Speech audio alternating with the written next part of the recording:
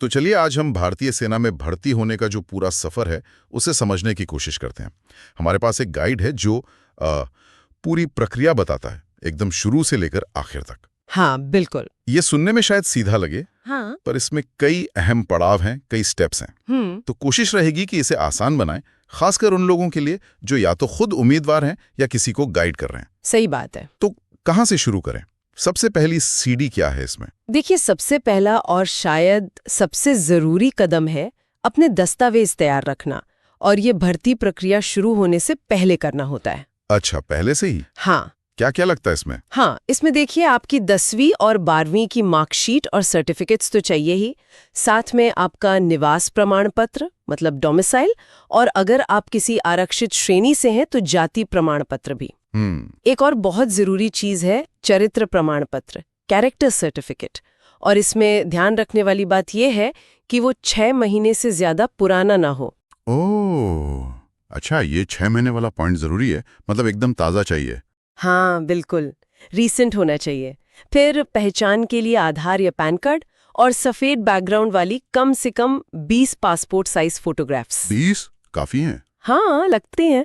और एक single bank खाता। गाइड में लिखा है कि SBI को प्राथमिकता दी जाती है, शायद आगे सैलरी वगैरह के लिए आसान रहता होगा। ओके।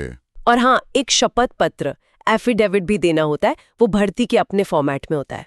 ठीक है, ये तो हो गए जरूरी वाले। कुछ ऐसा भी है जो ऑप्शनल हो पर फायदा दे? हाँ है, जैसे अगर आपके पास NCC सर्टिफिकेट है या स्पोर्ट्स सर्टिफिकेट है तो उससे आपको एक्स्ट्रा मार्क्स मिल सकते हैं।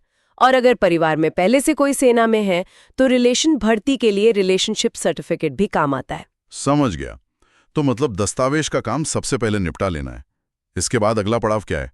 फिजिकल टेस्ट होता होगा? सही कहा, बिल्कुल। अगला स्टेप है फिजिकल फिटनेस टेस्ट, जिसे PFT कहते हैं। ये बहुत बहुत महत्वपूर्ण है। यहीं पर आपकी शारीरिक क्षमता जांची जाती है। हाँ। इसकी शुरुआत होती है 1600 मीटर की दौड़ से, और यहाँ ना समय का बड़ा दिलचस्प खेल है। अच्छा, कैसे? देखिए, अगर आप दौड़ 5 मिनट 30 सेकंड में पूरी कर लेते हैं तो आप ग्रुप 1 में आते हैं और आपको पूरे 60 अंक मिलते हैं। पूरे 60? हाँ, लेकिन अगर आपको 5 मिनट 31 सेकंड से 5 मिनट 45 सेकंड के बीच लगते हैं तो आप ग्रुप 2 में आते हैं और आपको 48 अंक मिलते हैं। ओह, यानी 12 नंबर का सीधा फर्क। ये तो मेरिट में बहुत असर डालेगा। बिल्कुल, हर सेकंड कीमती है यहाँ। दौड़ के बाद होते हैं पुलअप्स। हाँ। यहाँ भी स्कोरिंग सिस्टम है। अगर आप 10 पुलअप्स करते हैं तो पूरे 40 अंक, और कम करते जाएंगे तो अंक कम होते जाते हैं, जैसे 6 करने पर 16 अंक मिलते हैं। ठीक है, दौड़ और पुलअप्स स्कोरिंग वाले हो गए। हाँ। और कुछ भी होता है PFT में? हाँ, इसके बाद 2 चीजें और हैं। 9 फीट का गड्ढा कूदना मतलब डिच जंप, और जिगजैग बैलेंस टेस्ट। ठीक है। ये दोनों सिर्फ क्वालिफाइंग हैं। क्वालिफाइंग मतलब इनके अलग से नंबर नहीं जुड़ते, लेकिन इनको पास करना जरूरी है। अगर इनमें फेल हो गए तो आप आगे नहीं बढ़ सकते, भले ही दौड़ और पुलअप्स में अच्छा किया हो। अच्छा, तो ये दिखाता है कि सिर्फ ताकत या स्पीड नहीं, बैलेंस और फुर्ती भी चाहिए। हाँ बिल्कुल, संतुलन और एक तरह की हिम्मत भी परखी जाती है। ठीक है, तो फिजिकल हो गया। हाँ। अब दिमाग की बारी, मतलब रिटन एग्जाम। हाँ जी, जो लोग PFT पास कर लेते हैं सिर्फ वही कॉमन एंट्रेंस एग्जाम यानी CEE दे सकते हैं। ओके। सिलेबस कैसा रहता है इसका? बहुत कठिन होता है? सिलेबस ज्यादातर 10वीं क्लास के लेवल का होता है। ओके। इसमें आपको general knowledge, general science, maths और लॉजिकल रीजनिंग मिलेगी। अच्छा, 10वीं लेवल का? हाँ, परीक्षा 100 नंबर की होती है और पास होने के लिए कम से कम 32 नंबर चाहिए। समय मिलता है 1 घंटा। और पेपर कैसा होता है? मतलब लिखना होता है या गोले भरने होते हैं? ये OMR शीट पर होती है, मतलब आपको सही जवाब वाले गोले भरने होते हैं, और इसके लिए काली कलम ब्लैक पेन का ही इस्तेमाल करना होता है। ये छोटी बात है पर जरूरी है। हाँ, OMR में पेन का ध्यान रखना पड़ता है। ठीक है, तो फिजिकल हो गया, रिटन हो गया, अब आता है मेडिकल एग्जामिनेशन, और ये काफी डिटेल्ड होता है। इसमें क्या क्या देखते हैं? इसमें आपकी हाइट, वेट, चेस्ट का मेजरमेंट तो होता ही है। आंखों की रोशनी बहुत जरूरी है, बिना चश्मे के 6 होनी चाहिए। 6 विजन। हाँ, फिर फ्लैट फुट नहीं होना चाहिए, नॉक नीज यानी घुटनों का आपस में टकराना नहीं चाहिए, पाइल्स, स्किन की कोई बीमारी, दांतों की पूरी जांच होती है, कान, नाक, गले की जांच, मतलब पूरा टॉप टू बॉटम चेकअप होता है। काफी ग्रुंडलीक लगता है। हाँ है, लेकिन इसमें एक अच्छी बात यह है कि अगर कोई उम्मीदवार किसी छोटी मोटी ठीक हो सकने वाली वजह से अस्थायी रूप से अयोग्य पाया जाता है तो उसे रिव्यू के लिए और ठीक करने के लिए 45 दिन का समय मिलता है। ओह, ये बढ़िया। मतलब एकदम से बाहर नहीं करते, सुधार का मौका देते हैं। हाँ, टेम्पररी अनफिटनेस के केस में। ठीक है, तो ये सब हो गया फिजिकल, रिटन, मेडिकल। इसके बाद फाइनल सिलेक्शन कैसे होता है? इसके बाद बनती है फाइनल मेरिट लिस्ट, और ये लिस्ट सिर्फ रिटन एग्जाम के नंबर पर नहीं बनती। अच्छा।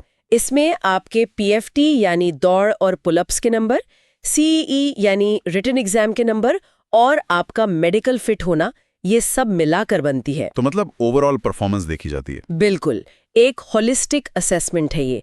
जिनका नाम इस मेरिट लिस्ट में आता है उन्हें फिर कॉल लेटर या मूवमेंट ऑर्डर भेजा जाता है। और फिर फाइनल ज्वाइनिंग। हाँ, फाइनल ज्वाइनिंग, जिसके लिए आपको फिर से अपने सारे ओरिजिनल डॉक्यूमेंट्स, उनकी फोटोकॉपीज के कम से कम 2 सेट, पुलिस वेरिफिकेशन सर्टिफिकेट, एक और updated character certificate, bank passbook की कॉपी, आधार, पैन, ये सब लेके रिपोर्ट करना होता है। समझ गया। तो पूरी प्रक्रिया एक तरह से फिल्टर जैसी है। पहले दस्तावेज, फिर फिजिकल, फिर रिटन, फिर मेडिकल, फिर मेरिट और तब जाके ज्वाइनिंग। हर स्टेज क्लियर करना जरूरी है। हाँ बिल्कुल, ये एक बहुत ही व्यवस्थित और क्रमिक प्रक्रिया है, और इसका मकसद यही है कि सेना को ऐसे जवान मिले जो न सिर्फ शारीरिक और चिकित्सीय रूप से फिट हों, बल्कि जिनके पास जरूरी बेसिक नॉलेज और मानसिक मजबूती भी हो। सही बात है। सेना की भूमिका इतनी चुनौतीपूर्ण होती है तो ये जरूरी भी है। हाँ बिल्कुल, ये पूरी प्रक्रिया इसीलिए डिजाइन की गई है। जब हम इन कड़े फिजिकल और मेडिकल स्टैंडर्ड्स को देखते हैं तो ये सोचने पे मजबूर करता है कि भारतीय सेना एक जवान से बिल्कुल शुरुआत से ही किस स्तर की अपेक्षा रखती है ना? हाँ, ये दर्शाता है कि अनुशासन, सहन शक्ति और हर तरह की चुनौती का सामना करने की क्षमता, ये सब बुनियादी जरूरतें हैं।